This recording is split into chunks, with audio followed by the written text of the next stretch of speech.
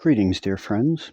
This is Ben. I own August Bindery, and I have a 1611 King James Bible here I would like to show you. This is a first edition, first printing by Robert Barker of London. This Bible is done in marbled calf. Now, please bear with me. I'm not a professional video maker. This is done with my smartphone. I have a microphone plugged in for hopefully some better audio. So let me go ahead and show you this Bible.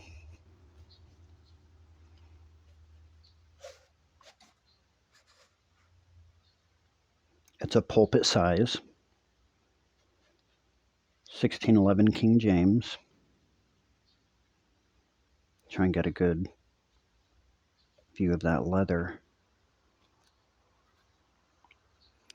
It's done in Cognac calfskin, made by Bottolazzi Carlo in Italy. It's very fine, expensive leather. This is for a customer I'm getting ready to send out. Now I have it on this piece of foam to protect it because it is calfskin, so it's more delicate than, say, a goat skin with a pigment on it or something like that. Now I'll go over the Bible a little bit more, but I'll show you some of the different leathers that I that I use. These are just trimmings because I don't have the space to have the full hide. So this is the leather that this is done in.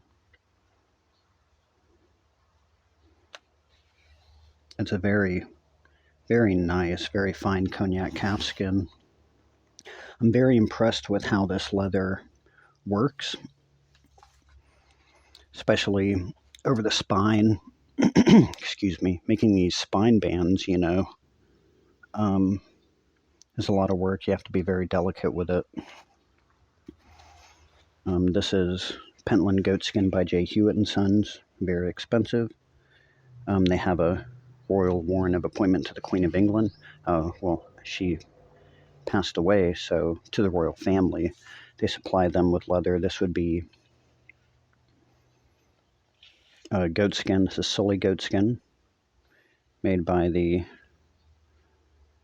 Aleran Tannery in France. This is native tan, native dyed, traditional red. I do have a hide of this over there. I'm doing a Bible in this. If you visit my website, I have detailed information on this leather. It's called the Immortal leather. It's the leather found on the Stonehurst Gospel, which is 1,000 years old. Very unique leather, made exclusively in Nigeria from local biologicals. All of these leathers are vegetable tan. This is Sokoto goatskin.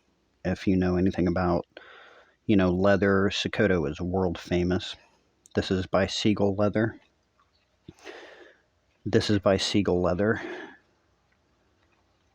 And then this is also by Seagull Leather. This is Chagrin goatskin. This is Harmattan goatskin, made in the UK. Anyone in the bookbinding community knows Harmattan fine leather. Very expensive, very nice leather. This is the marbled calf. So on my website, you might have seen some Bibles done in marbled calf. Now, obviously, this piece, these pieces are not that great. That's why they're trimmings. That's why they're end pieces. So it's not going to showcase, what the leather really looks like. So this is done in vegetable tan marbled calf, again from Bottolazzi Carlo in Italy. The spine labels are handmade. These are made out of vegetable tan sheepskin that comes from Franz Hoffmann of Germany. Now, these are not 24 karat gold stamping. The Geneva Bible that I did in my previous video, those are 24 karat gold. But these are covered in a special varnish that's normally added to fine paintings to preserve their integrity. So these will never tarnish. Very beautiful Bible, pulpit size. And we'll open it up here, excuse me, in just a moment and go through some of the text, some of the history. Now, this is not meant to be a comprehensive video on the 1611 King James Bible. Okay, that would take, I mean, that is just way beyond the scope of this video. There is so much information to cover when it comes to the 1611 King James that is just beyond the scope of this video. This is a lot of the basics. Maybe you'll learn some things that you didn't know about it. You know, I do have some brief notes over here just so I don't really miss anything. You know, because there are, you know, some things that I would definitely like to cover when it comes to the King James. Now, I would love to make a longer video. Okay, this is the most printed book in history. In history, there are billions of copies of the King James Bible. Okay. So let's go ahead and open it up. These are hand marbled end papers by Laura Beretti of Florence, Italy. Now, the process of hand marbling it's an art, a dying art. And this is historical. So this is a stone pattern, which is marbling came into Europe from Turkey, from the east, around about the 15th century or so. It started to become very popular in the 16th and 17th centuries. And this pattern, specifically the stone pattern, you will find on a number of, excuse me, original King James Bibles. So this is very historically accurate to the time period. Now, I am friends with some very world-famous bookbinders, and I've sought out some information on original King James Bibles. Now, most of them are done in pigskin. Okay, so calf was not the common binding material, unless you were very wealthy. But when the 1611 King James Bible came off of the press, you know, it did not look like this, okay? It did not look like a complete Bible. You would get the book block, okay? The printer printed the book block, and you would take that to a binder, and they would bind it to your specifications. But there is a general binding style because they were all done in the same country in the same time period. So you will see a general, you know, sort of style, you know, but they're all different in many respects. There were two printing houses, the main one being Robert Barker of London, who held the official title of Printer to the King. So I have, before I continue on with that, let me show you. So here I have a full sheet of hand marbled paper. You can see if we can find some of the hand marbling kind of imperfections you'll find. Now, as opposed to this one on the back here is machine marbled. So it's just a machine printed pattern. And, you know, hand marbled papers are expensive, and it's like with anything that is more expensive and handmade, you can tell a quality, you know, a difference in the quality. You know, you might not be able to see it on camera here, but if you were to look and hold and feel these two pieces of marbled papers, you would, without a doubt, be able to tell the difference in quality. So, cognac calfskin, hand marbled end papers. Let's go ahead and open up the text a little bit. Now, again, please bear with me. I'm going to try my very best here with the equipment that I have. Okay. Let me raise this up a little bit.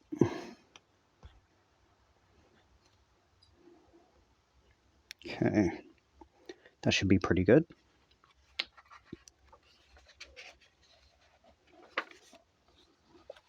So the title page is very famous.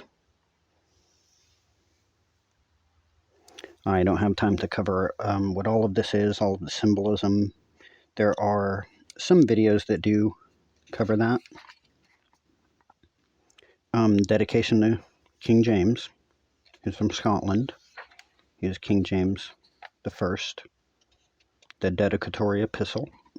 We'll cover the whole general contents of the 1611 King James. This is an exact facsimile of the first edition, first printing by Robert Barker, who held the official status of printer to the king. Now, here is the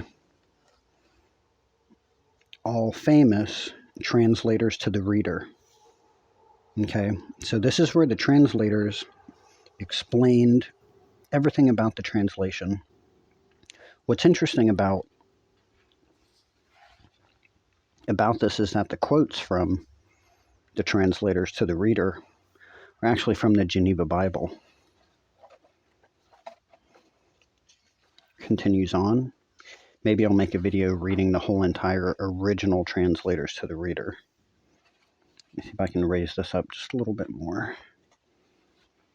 Oh, sorry.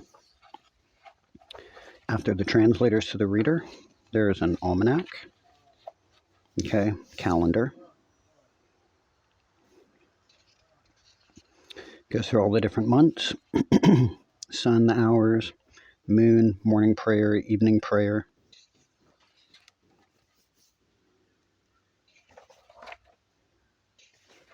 This is obviously the same calendar we have now. Here's the almanac.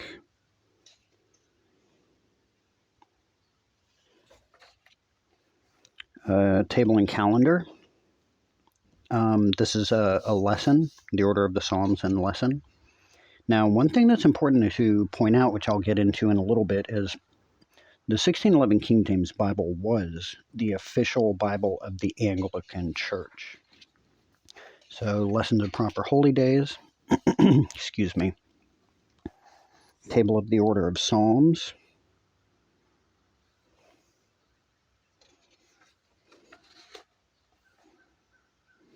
the Royal Majesty's crest, King James. These are the books of the New Testament, Old Testament, Apocrypha, and New Testament. Now we'll get into these a little bit more. The 1611 King James was printed with the Apocrypha. All early Protestant Bibles were printed with the Apocrypha. Now, they were not held to be canonical. Okay, they were strictly included mostly out of tradition.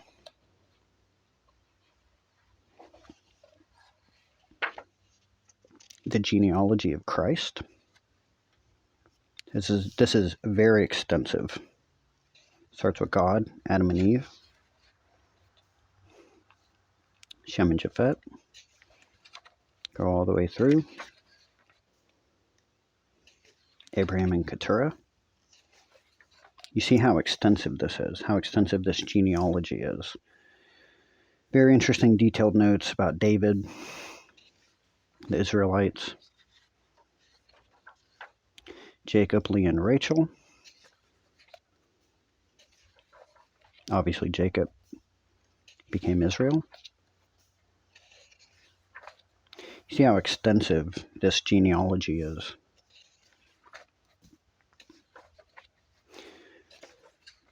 Very extensive.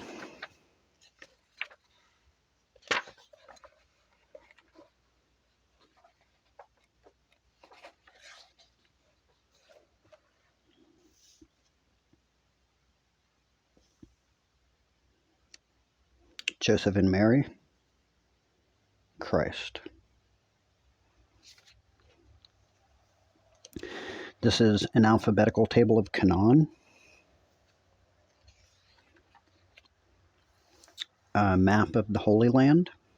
This is the Egyptian Sea, the Red Sea.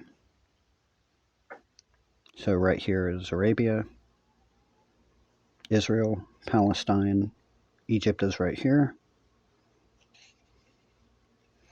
Very detailed notes.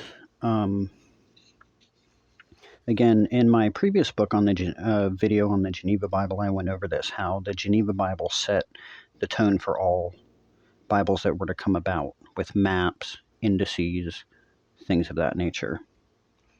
Okay, so here is where Scripture begins.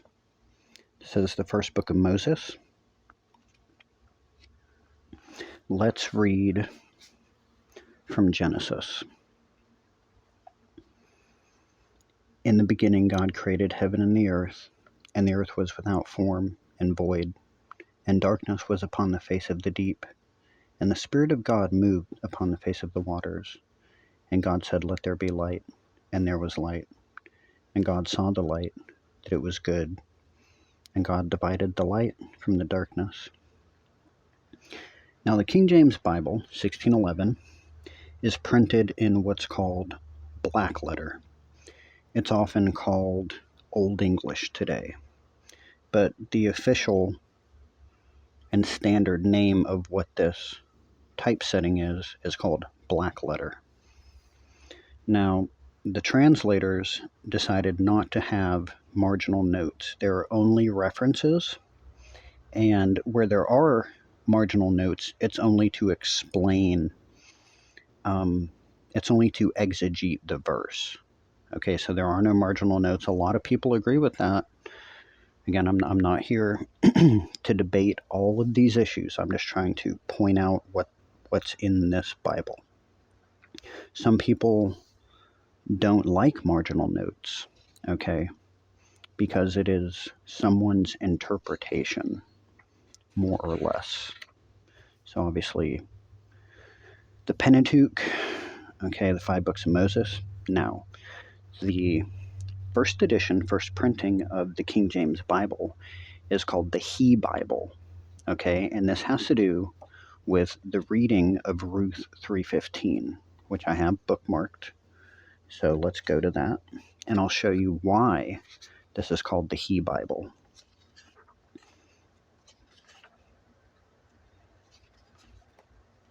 It has to do with the wording of Ruth 3:15.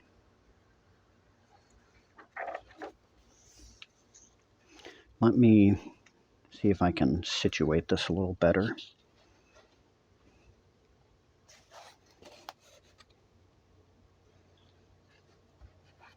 I really want to try and protect the spine and this leather. This Bible is almost $600, so. Okay, so Ruth 3:15. Now, the end of the verse says, and he went into the city. Okay, now if you look at I guess what you'd say a normal King James, a King James Bible that you might have in your possession, or if you were to look it up online, you will see that Ruth 3:15 says, and she went into the city. Now, there is, believe it or not, a lot of debate and scholarship over this issue. Some people say that this actually was not a misprinting, that this actually should be he. Okay, there is some evidence to support that, believe it or not. But the general consensus is that it is a misprint. I'm not saying this is correct. I'm not here to take a side on the issue. I have my own opinions on it, just presenting the facts. So if we look at Ruth 3:15 of this KJV interlinear, I'll show you something interesting. Okay, it has both. And she went into the city, and there's marginal notes. So that's very interesting, but if you look at any standard King James Bible, Ruth 3:15 is going to be she. So that's what makes the original first edition, first printing of the King James Bible the He Bible. And that's how you know that you have an original first edition, first printing by Robert Barker of London, official printer to King James, of the King James Bible. Okay, Ruth 3:15, and he went into the city. This says he. Okay. So let's go to, I have a lot of bookmarks here. I do have some notes I want to try and get through real quick. So the interesting thing about the King James Bible, it was the official Bible of the Anglican Church, and it was printed in 1611. It was translated from about the end of 1604 to about 1609. It was sent to the printer in 1610, printed in 1611. It took about 5 years to finish. There were 3 teams of translators working on this, around 50 scholars. Now, it's arguable that this is, okay, the King James Bible to most people needs no introduction. Okay, it is considered the translation to end all translations. It came about at the end of a time of just an absolute, what I guess you could say is a flurry of Bible translations. So 1526 was Tyndale. The Bishop's Bible in 1568, the Geneva New Testament in 1557, and then the New and Old Testaments in 1560.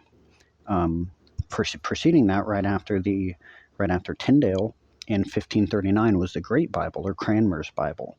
Okay, published by Miles Coverdale, who worked on the Geneva Bible later. So named after the Archbishop of Canterbury, Thomas Cranmer. Okay, then in the 1580s and into the early 17th century, around 1608, was the Catholic Douay-Rheims Bible. So the King James really kind of, I guess you could say, topped off. It was kind of the end point of, a century of just solid Bible translation where people were interested in the scripture more so than they had ever been. This whole time period, you could say the scriptures were democratized, okay? Because, the Catholic Church they had the Latin Vulgate, and they did not allow people to read the Bible. Tyndale famously said, that if God spares his life, he will have the plowboy to know more scripture than thou, speaking to a Catholic bishop, I believe. And so, of course, this all started with Wycliffe in the 1400s. Now, I've done extensive research on the history of the English Bible. It actually goes back further. If you look centuries even before Wycliffe, there was a Catholic monk named Orm, O-R-M, and he wrote what's called the Ormulum. And it's not a Bible translation necessarily, but it's the Psalms and a number of scriptures that are translated from the Latin Vulgate into English, Middle English, I believe it is. So there, and of course we can go back to the Waldenses. We can essentially trace English Bible history back, of course, all the way to Jesus Christ. But if you look even before Wycliffe, there were Catholic monks who were translating pieces of the scripture into English. So Wycliffe, arguably was not the first of his kind. It was I guess you could say, a movement, kind of a trend that picked up steam with Tyndale. Okay. So Orm was, O-R-M is in Mary. Orm, he is a Catholic monk who translated some of the Bible and sayings and stuff like that into English. And I want to say that was, I think, in the 1100s, so about the 12th century. So like 200 years before Wycliffe. And that's called the Ormulum. So the King James Bible comes at really this end of this great period of centuries of translation, people wanting to learn the scriptures, the spread of Christianity, the Reformation, and that's what really democratized the scriptures. Tyndale, really, if you had to single out one person of the Reformation, Bible translation, Now, of course, Wycliffe is before Tyndale, but he translated from the Latin Vulgate. Okay, Wycliffe's scriptures are not translated from the original Greek and Hebrew like Tyndale did. Tyndale translated the New Testament from the original Greek, and he also did, I believe, the 5 books of Moses, the Pentateuch, later. So, Tyndale should be, I think, rightly regarded as, the main impetus for this flurry of translations of the Bible into English. So the King James Bible comes at really kind of the end of that. And the history of the King James Bible, again, it's beyond the scope of this video, but it was basically conceived, I guess you could say, officially in 1604 at the Hampton Court Conference, where members of the Anglican Church and the Puritans, were forced by King James to work together on this translation. They all checked each other's work.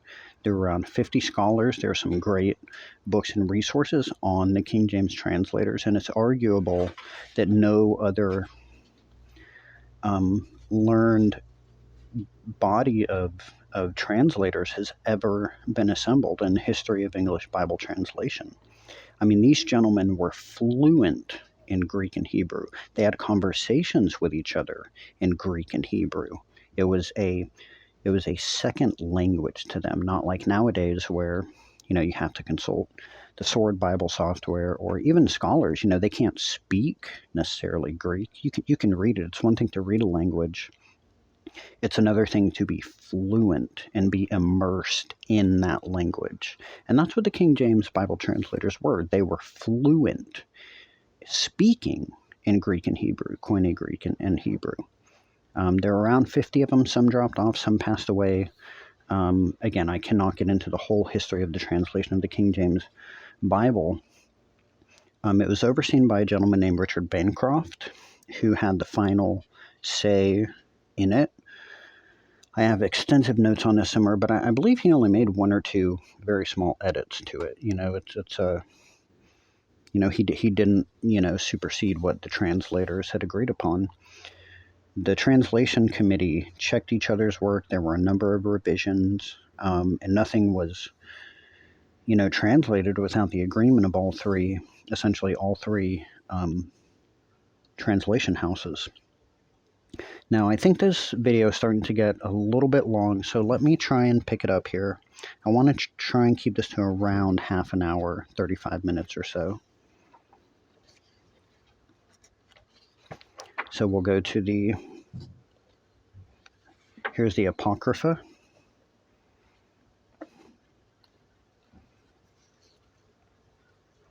Again, all Bibles until about I can't remember the exact year, and I think somewhere in the maybe 1800s, or excuse me, century. So the 1600s or 1700s contained the Apocrypha. Now, of course, Protestant Bibles do not contain the Apocrypha today. They're not considered to be canonical. I'm not here to debate that issue. If you would like to know, if you'd like to have a conversation with me about some of these issues, what you believe, what I believe, what I think is the case, theology, what do I believe in Christianity, I'm not here to talk about that on the video. I have a link to my website in the description. You're more than welcome to get in touch with me. Okay, so this is Romans, something very interesting. That's why I have it bookmarked. I want to point out. Let's start with just the New Testament first, though. There's an extensive New Testament title page. This is the New Testament. Now, I apologize that my camera may not be of the best quality. It's a fairly new smartphone, but this is very crisp. The text is crisp. This woodcut illustration is very crisp, so you can see very fine detail if you were to actually have this Bible in front of you. Gospel of Matthew. Again, there's only cross references. and some exegetical notes. So you won't find the type of notes that were in the Geneva Bible. Now, there's a lot of politics around the King James Bible and why it was made. I understand this can be a very heated debate issue where Protestants basically accuse the King James Bible of usurping and being made specifically to usurp the Geneva Bible. Now, much of that is actually true. There is a lot of political history around the King James Bible, okay? But I'm not here to get into that issue. I'm just trying to point out some of these issues, kind of bring the facts. So let's read from. Now, don't get me wrong. I love the King James Bible. Okay, the King James is my daily Bible. Let's read from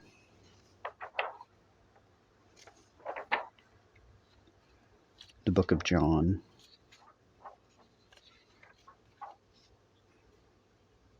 We'll read the Logos.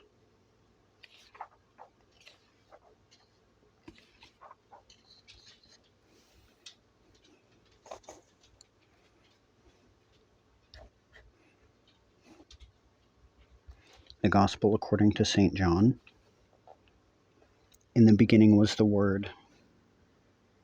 See if I'll move this to where you might be able to see it better. In the beginning was the Word, and the Word was with God, and the Word was God. The same was in the beginning with God. All things were made by him, and without him was not anything that was made. In him was life, and the life was the light of men. And the light shineth in darkness, and the darkness comprehended it not. There was a man sent from God whose name was John. The same came for a witness, to bear witness of the light, that all men through him might believe. He was not that light, but was sent to bear witness of that light. That was the true light, which lighteth every man that cometh into the world. He was in the world, and the world was made by him, and the world knew him not. He came unto his own, and his own received him not. But as many as received him, to them he gave the power to become sons of God, even to them that believe on his name, which are born not of blood, nor of the will of the flesh, nor of the will of man, but of God. And the Word was made flesh, and dwelt among us. And we beheld his glory. The glory is of the only begotten of the Father, full of grace and truth. Now, one thing that's important to understand is just how influential the Geneva Bible and especially the King James Bible were in shaping the English language, all the way back to Wycliffe and Tyndale even.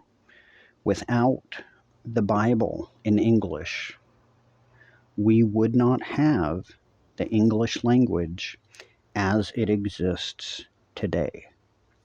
Okay, there's some very good history on this issue, but without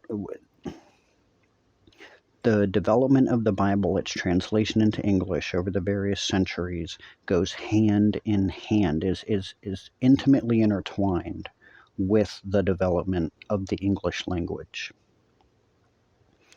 So I'll show you something very interesting in the original King James Bible that you probably didn't know, even if you're familiar with the King James Bible, the original.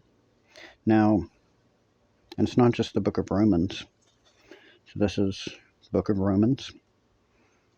The King James translators now, in my opinion, the book of Romans is probably the most misunderstood book of the Bible. Okay. Now, in the book of Romans, okay, let's look at Romans chapter 2, verse 14, for example. Let me get this to where I can show you this. You can see for yourself. Oops. Excuse me. Okay. Now, you see verse 14. This is just one example, but I'm showing you this. For when the Gentiles which have not the law do by nature the things contained in the law, these having not the law are a law unto themselves. Now, notice that the word law is capitalized, has a capital L.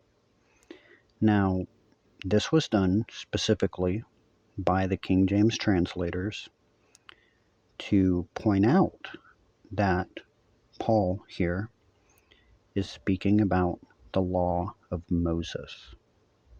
Okay, that's what the whole book of Romans is about. Okay. Now, one major part, okay, the Judaizers. Now, so this is very important to understand, okay, because this feature, which the King James translators put into the Bible on purpose, all of them, it was agreed upon. Okay, this is what passed the proofreading process. This was done to avoid confusion of this book. Okay, as Chrysostom says, obviously Chrysostom is not inspired, but he says unless we understand the point of the apostle and constantly stick to the point of what Paul is trying to make, countless inconsistencies are going to follow. So the original King James Bible, now this is not every time. There are some times where it's ambiguous, maybe the translators weren't sure exactly if Paul in his epistles was referring to the law of Moses or the law of Jesus Christ or law in general, but generally, where they're very confident Paul is speaking about the law of Moses, okay, the word law is capitalized. Okay, now that has been totally taken out of Bibles today, okay, which in my opinion has led to serious confusion. And there's a reason why they did this. I think this is a wonderful, wonderful feature to have in the book of Romans. Okay.